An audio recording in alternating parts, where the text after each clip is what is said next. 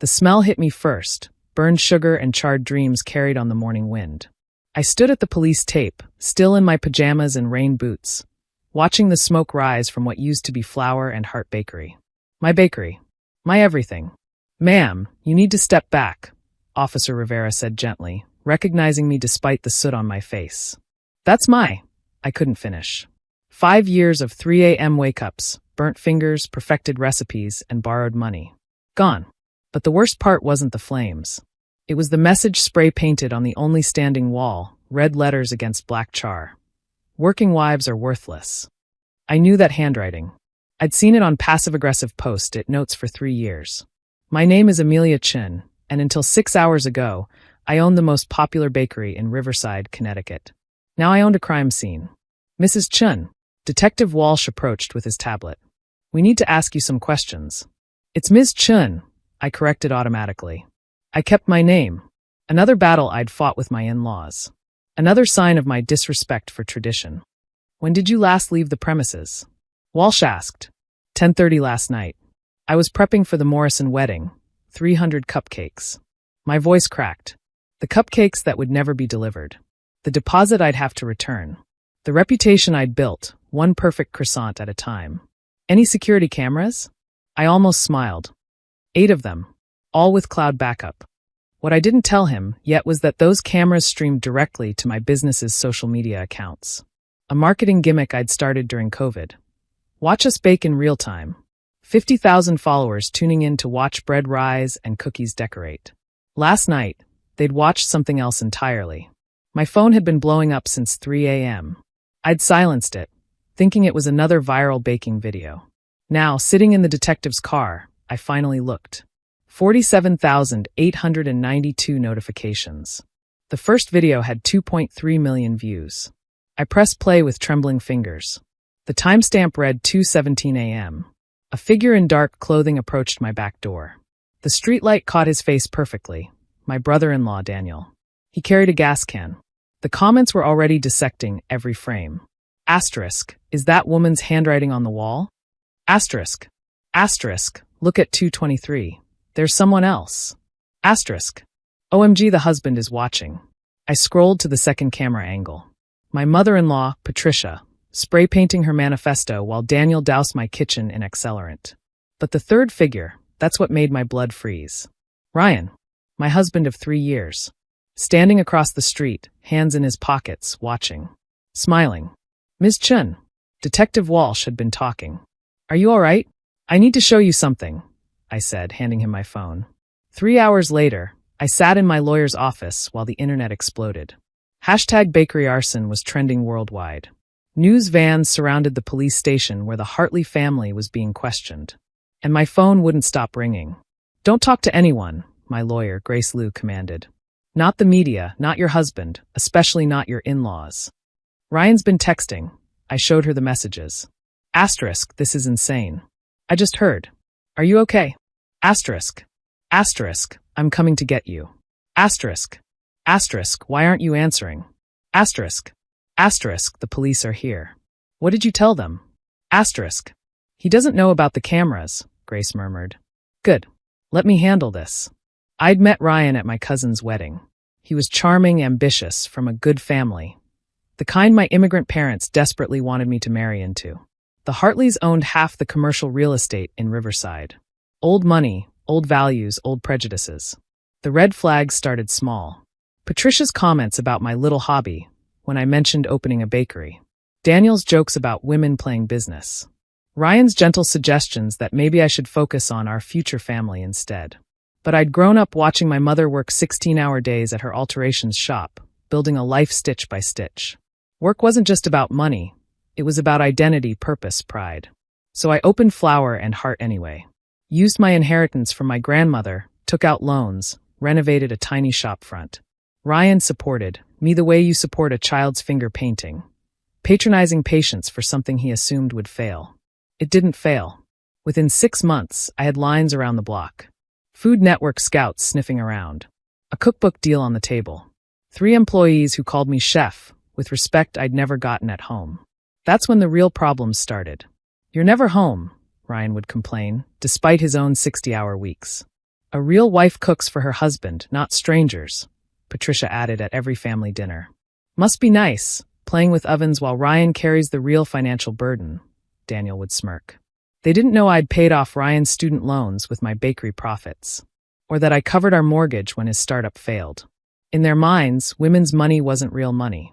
The last straw was last week's family barbecue. Patricia had invited her book club, 20 women who lunch and judge. I'd brought a selection of pastries from the bakery, proud of my new lavender lemon tart recipe. Store-bought, one woman asked sympathetically. Don't worry, dear. Not everyone can bake. I own the store, I said quietly. The silence was deafening. Then Patricia laughed, that tinkling, cruel sound I'd grown to hate. Amelia thinks her little bakery makes her special, as if standing behind a counter is a career. She patted my hand. When you have babies, you'll understand what real fulfillment feels like. I left early. Ryan found me packing a bag. You're overreacting, he said. Mom's just traditional. Your mother just insulted everything I've worked for. Because you're being selfish. He exploded. 3 years married and no kids because you're too busy with your stupid bakery. Do you know how that makes me look? Like a man with a successful wife? Like a man who can't control his woman. The word hung between us, ugly and honest. I want a divorce, I said quietly. No. Not please, not let's talk. Just no. You're not embarrassing my family with a divorce. You'll close the bakery, we'll start a family, and things will be normal. Or what? He smiled then. The same smile I'd fallen for at my cousin's wedding. Or I'll make sure you can't afford to keep it open. Dad owns your building, remember? Your lease is up in 2 months. I'd been planning to leave after the Morrison wedding. Had already seen lawyers, signed a lease on a new apartment. One more big order to fund my fresh start. They must have sensed it. Predators always know when prey is about to run. Now I sat in Grace's office, watching my phone light up with interview requests while my life's work smoldered. The security footage is gold, Grace said. Clear faces, criminal intent, the graffiti, that's a hate crime enhancement. But this, she pulled up a screenshot of Ryan watching. This is what will bury them. I want to press full charges, I said. It's not just criminal. We're talking civil suits. Insurance fraud. They didn't know about your cameras, probably thought you'd claim the insurance quietly. Defamation from the graffiti. Loss of income. Emotional distress. She smiled sharply. Your in-laws are about to learn that working wives can afford very good lawyers. My phone rang. Ryan again. This time I answered. What have you done?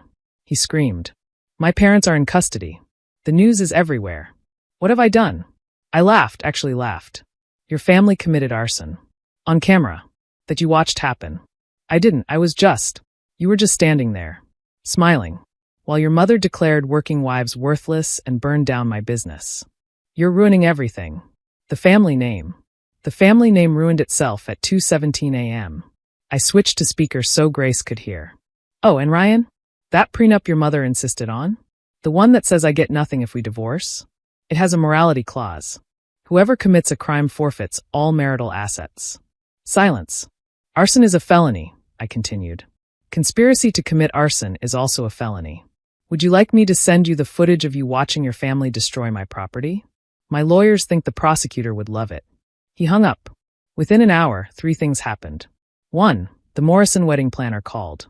She'd seen the footage. We're doubling our order. Everyone wants to support you. Can you bake from a temporary kitchen? 2. A GoFundMe started by my customers had raised $30,000. The comments made me cry. Best croissants outside Paris. She hired my daughter when no one else would. Amelia made our wedding cake for free when we couldn't afford it. 3. Ryan's lawyer called. The Hartley family wanted to resolve this quietly. No, I told Grace. I want this loud. And loud it got. The footage played on every news channel. Food Network offered me a show, Rising from the Ashes with Amelia Chen. The publisher fast-tracked my cookbook, new title, A Woman's Place, Recipes and Rebellion. But the best part came during the arraignment. Patricia Hartley, perfectionist matriarch, stood in an orange jumpsuit while the judge read the charges. Arson. Destruction of property. Hate crime enhancements for the gendered slur. How do you plead? Her lawyer spoke quickly. Not guilty, Your Honor. Mrs. Hartley was emotionally distressed by her daughter-in-law's abandonment of family values. Did these family values include arson? The judge interrupted, having clearly seen the footage. Daniel pled not guilty too, claiming temporary insanity. The prosecutor played the video, him methodically dousing every corner, checking his work. Very sane. Very thorough. Ryan wasn't charged with the arson, but conspiracy charges were pending. He sat in the gallery, designer suit wrinkled, watching his family empire crumble. I rebuilt quickly. A competitor offered me temporary kitchen space. My customers organized baking brigades. The Morrison wedding happened on schedule. I worked 20 hours straight, but every cupcake was perfect. The bride cried when she heard the story. The groom made a toast to women who rise like good bread, no matter how hard you punch them down. The divorce was swift. That morality clause worked both ways, and surveillance footage of Ryan watching his family commit felonies was pretty immoral. I got the house, the savings, and my freedom. Patricia got 18 months in prison, reduced from 5 years for good behavior. The judge, a woman who'd worked her way through law school while raising 3 kids, was unsympathetic to her traditional values defense. Daniel got 2 years. The methodical nature of his arson impressed no one favorably. Ryan lost everything. The family business crumbled under legal fees and civil suits. He moved to Florida, last I heard, selling timeshares. As for me, I write this from my new bakery, twice the size of the original, in a better location. The insurance money, the civil settlements, and the GoFundMe let me build the kitchen I'd always dreamed of. Commercial ovens that could handle 1,000 croissants. A testing kitchen for experiments. A teaching space for the baking classes that sold out in minutes. The wall behind the register holds my favorite review, framed in gold. Flour and Heart isn't just a bakery. It's a monument to every woman who was told her dreams were worthless. Every bite tastes like victory. New York Times. Below it hangs a photo from opening day. Me, covered in flour, surrounded by my team. All women who'd been told they couldn't or shouldn't. Single mothers, immigrants, college dropouts, abuse survivors. We'd all been burned one way or another. Now we rise at 3 a.m. to make bread. Together. Patricia was wrong about one thing. I do understand real fulfillment. It's not in serving a husband who watches you burn. It's in building something from ashes, feeding your community, and proving that a woman's place is wherever she damn well builds it. The security cameras still stream live. 50,000 followers have become 500,000, all watching us work. Sometimes they catch me smiling at odd moments, usually when I'm kneading dough. They think I'm happy about my success. And I am. But mostly I'm smiling because I know Patricia Hartley, prisoner number 38462, starts her kitchen shift at 4 a.m. every day, baking bread for the other inmates. I heard she's getting quite good at it. Funny how that worked out.